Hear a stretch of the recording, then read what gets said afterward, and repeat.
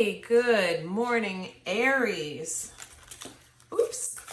Welcome to your first half of November zodiac reading. Oh my goodness, bug. It's okay.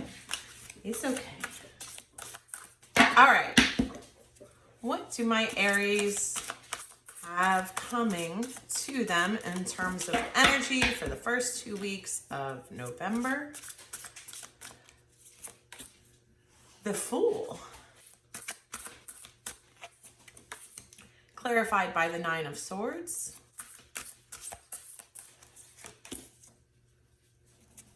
Knight of Swords. Six of Wands. Oh. Let's see. The Tower, clarified by the Three of Swords. Let's do one more.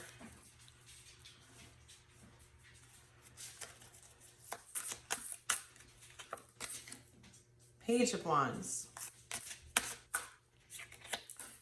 Nine of Cups. Okay. So Aries, I'm seeing the Fool here, clarified by the Nine of Swords. Nine of Swords is an energy of having mental conflict, regrets, sort of past events that are maybe keeping you up at night. But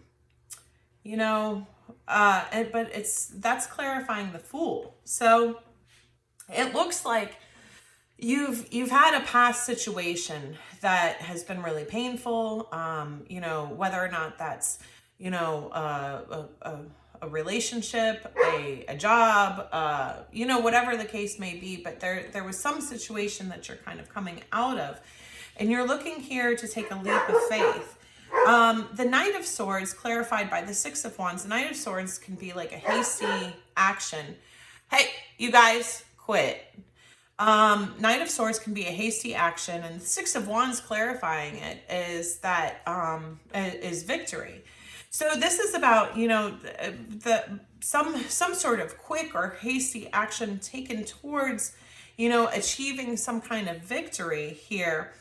And I got to be honest, Aries, this is feeling a little bit like a relationship reading, because then what comes out is the Tower and the Three of Swords.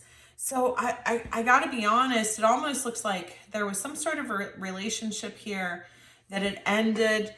It almost looks like, maybe you jumped into a new situation or relationship quickly, and that you thought would bring victory to you. But I'm with the Tower clarified by the Three of Swords. Three of Swords is heartbreak. A lot of times it can be a third-party situation. So I don't know if you kind of, went into a third-party situation, or this person that you kind of rushed towards had third parties. But then here's the Page of Wands, clarified by the Nine of Cups. The Page of Wands is like a small step or offer towards action, towards someone. And on this particular card, it says innocence. And then clarified by the Nine of Cups, which is wish fulfillment. It can also be overindulgence. But what I'm seeing is that, in your past, it looks like there were these situations that really weren't serving you, but that an element of how you would come into these situations or relationships was because you kind of didn't give yourself enough time to get to know these people properly, really see them properly, that there's a sense of like rushing into relationships, like really having a sense. I mean, I love your energy, Aries, of being willing to take a leap of faith. Yeah, but one time I was talking to my therapist, because I've always been a person who has taken a lot of leaps of faith, right? But you get to a certain point in your life where you balance your willingness to take a leap of faith along with your experience of not jumping into situations too quickly. That's the energy I feel like in this reading, is that there was jumping in too quickly. You know, it is brave to take, you know, to be willing to step out of your comfort zone. And I see a lot of that energy, Aries, that you guys are very willing to step out of your comfort zone. But, you know, there should be a balance between, being willing to take that leap of faith and not just jumping into situations blindly. Because I feel like there's an energy of that in the past, that these jumping blindly into situations has led to a lot of heartbreak towards you. That you know, you don't like when, and who does, right? When a situation becomes overwhelming. But, you know, the answer isn't always just jumping right into the next thing, right? There should be an evaluation or analysis of why something failed, right? Why something failed. And to succeed moving forward, if you don't resolve some of those issues, you're bound to repeat, you know, cycles with just different people at that point.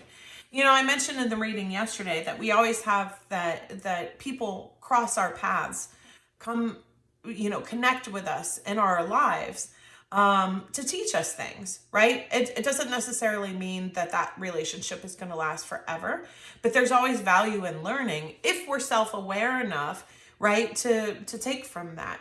So I would say that some advice here is to sort of reflect on that. What have these relationships in your past taught you? And did you jump out, you know, because of those issues that you're aware of, or did you jump out when it started to feel uncomfortable? Do you see what I mean? Let's get some cards. Yes, let's get some guidance cards for you guys, Aries. You create your own reality. What you want wants you to. What do you want to experience? I think there's an encouragement with, you know, with relationships. You know, again, this could be even job situations. You know, that you were in a job that you hated, and then you jumped out and went to another job, but then it turned out that was not good. You know, but the guidance here is really asking you what to visualize, you know, to kind of think of the qualities of this thing, whatever this situation might be, whether it's relationship, job, whatever. You know, what does a good relationship look like to you? What does it sound like to you? You know, to envision like the values that you're seeking in that.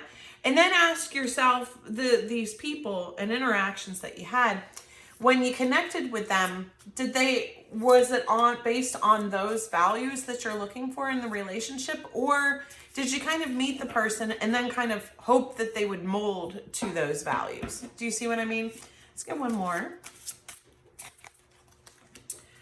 Prioritize self-love and care. When do you feel most nurtured and cared for? I think, you know, a lot of times too, if you're in a relationship and then kind of move into another relationship, right? You definitely have to give yourself time to be alone. You know, that is self-love and care. And especially after the ending of a relationship, you know, it's the people that jump into, and I'm not saying that you do, right? I'm just saying in general terms that it's the people that jump into a new relationship without healing from the old, that don't learn from the patterns that were presented in that previous relationship. Do you see what I mean? So make sure that you're taking that time to care for yourself. Okay. Within. Yeah. And that's exactly what this guidance card is saying too, is like, make sure that you're taking that time to go within. And especially, again, anytime you end a cycle, whether that's a job, a relationship, you know, whatever the case may be, anytime you end a cycle, you kind of want to be able to give yourself the time and space to process all of that adequately, to evaluate what about it was it that didn't serve you in that situation. What is important to you? What, you know, because just because something didn't work or you didn't feel appreciated, right? But why, right? Start digging into that. And let me get one of these for you guys as well. Oops. House 8, transformation, karma, facing fears, and legacies. So yeah, what it's pointing out is some shadow work, that's available for you in these scenarios that you came from in the past. Transformation, karma, facing fears, and legacies. I mean, basically, that shadow work is an opportunity for transformation. Karma, we often face these kind of karmic situations in our life, so that we can heal, so that we can identify that, so that we can present in those karmic dynamics, walk them in our authenticity, and then take that healing and learning from that. Sometimes we're scared to look at our ownership within the dynamics of those situations. We come out of them and then we're like, we deserve better. I deserve better. I deserve more than this. And absolutely, like you deserve, a relationship that makes you feel supported, valued, appreciated. Absolutely.